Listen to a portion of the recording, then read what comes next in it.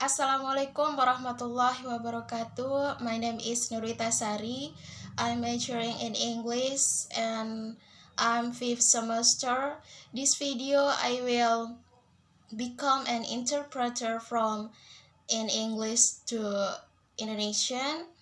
That before I will play the video about the gender equality issue.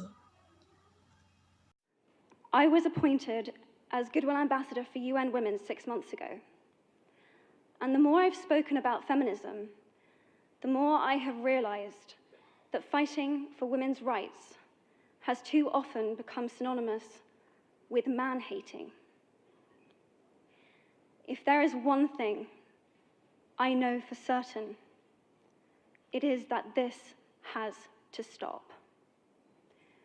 For the record, feminism, by definition, is the belief that men and women should have equal rights and opportunities. It is the theory of the political, economic, and social equality of the sexes. I started questioning gender-based assumptions a long time ago. When I was 8, I was confused being called bossy, because I wanted to direct the plays that we would put on for our parents. But the boys were not. Okay, we have watched the video and I will start to become an interpreter. Will translate from English to Indonesian. In a speech, Emma Watson said, "Saya diangkat sebagai duta besar niat baik untuk wanita PBB selama 6 bulan lalu. Dan semakin banyak saya berbicara tentang feminisme, semakin saya menyadari bahwa memperjuangkan hak-hak perempuan terlalu sering menjadi identik dengan laki-laki. Jika ada satu hal yang saya tahu pasti, itu adalah berhenti. Sebagai catatan feminim, menurut definisi adalah keyakinan bahwa laki-laki dan perempuan harus memiliki hak dan kesempatan yang sama. Ini adalah teori kesetaraan politik, ekonomi, dan sosial dari jenis kelamin. Saya mulai mempertanyakan asumsi berbasis gender sejak lama ketika saya berusia 8 tahun. Saya bingung dipanggil bos, karena saya ingin mengarahkan drama yang akan kami mainkan untuk orang tua kami, tetapi anak laki-laki tidak. When at 14, I started to be sexualized by certain elements of the media. When at 15, my girlfriends started dropping out of their beloved sports teams because they didn't want to appear muscly.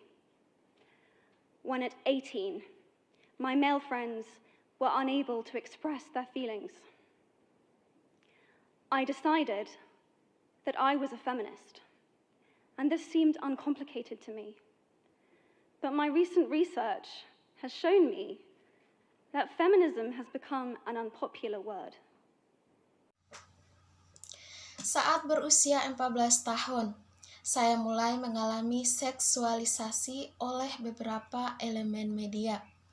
Ketika pada usia 15 tahun, teman-teman perempuan saya mulai keluar dari tim olahraga kesayangan mereka karena mereka tidak ingin tampil berotot. Ketika pada usia 18 tahun, teman-teman laki-laki saya tidak dapat mengungkapkan perasaan mereka. Saya memutuskan bahwa itu feminis dan ini tampaknya tidak rumit bagi saya. Namun, penelitian saya baru-baru ini menunjukkan kepada saya bahwa feminisme telah menjadi kata yang tidak populer. Women are choosing not to identify as feminist. Apparently, I am among the ranks of women whose expressions are seen as too strong, too aggressive, isolating, and anti-men, unattractive even.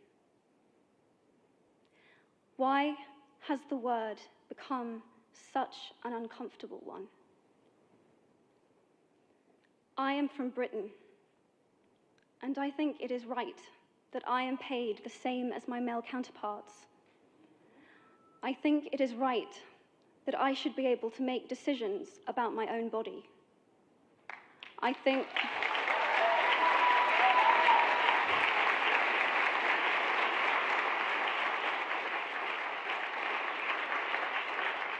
think it is right that women be involved on my behalf in the policies and the decisions that will affect my life. Wanita memilih untuk tidak mengidentifikasikan diri mereka sebagai feminis. Ternyata saya termasuk dalam jajaran wanita yang ekspresinya dianggap terlalu kuat, terlalu agresif, mengisolasi diri, dan anti laki-laki, bahkan tidak menarik. Mengapa kata itu menjadi begitu tidak nyaman? Saya dari Inggris, dan menurut saya benar bahwa saya dibayar sama dengan rekan pria saya. Saya pikir itu benar bahwa saya harus bisa membuat pemisahan tentang diri saya sendiri. Saya pikir itu benar bahwa perempuan dilibatkan atas nama saya dalam kebijakan dan keputusan yang akan mempengaruhi hidup saya. I think it is right that socially I am afforded the same respect as men. But sadly, I can say that there is no one country in the world where all women can expect to receive these rights. No country in the world can yet say that they have achieved gender equality. These rights I consider to be human rights, but I am one of the lucky ones. My life is a sheer privilege because my parents didn't love me less because I was born a daughter.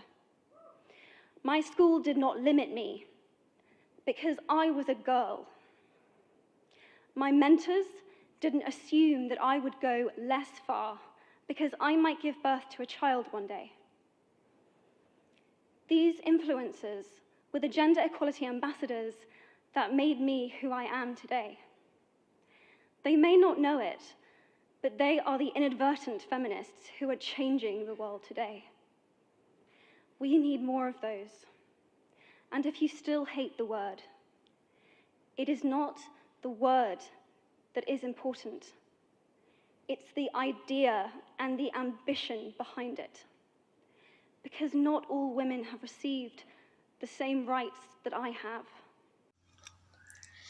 Saya pikir itu benar bahwa sosial saya diberikan rasa hormat yang sama seperti laki-laki. Namun sayangnya, saya dapat mengatakan bahwa tidak ada satu negara di dunia di mana semua wanita dapat mengharapkan untuk menerima hak-hak ini. Belum ada negara yang dapat mengatakan bahwa mereka telah mencapai kesetaraan gender. Hak-hak ini saya anggap sebagai hak asasi manusia, tetapi saya salah satu yang beruntung. Hidup saya adalah hak istimewa semata, karena orang tua saya lebih mencintai saya karena saya terlahir sebagai seorang perempuan. Sekolah saya tidak membatasi saya karena saya adalah seorang perempuan.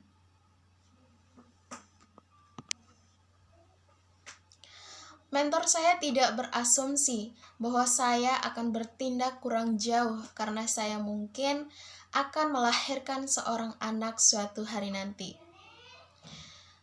Influencer ini adalah duta kesetaraan gender yang menjadikan saya seperti sekarang.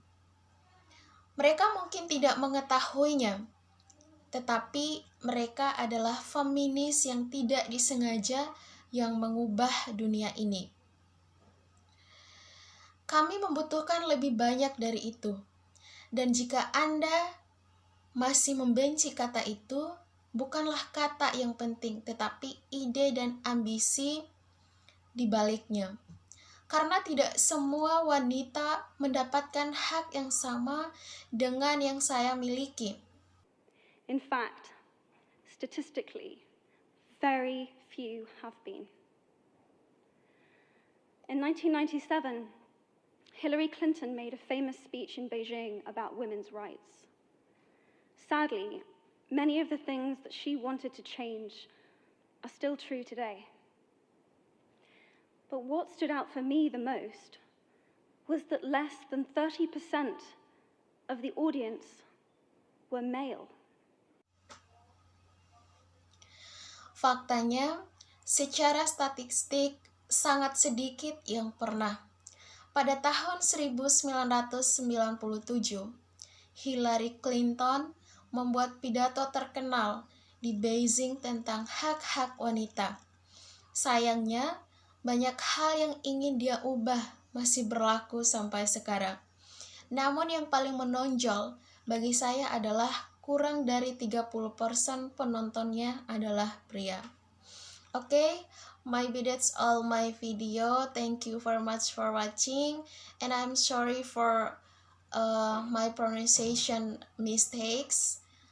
Wassalamualaikum warahmatullahi wabarakatuh.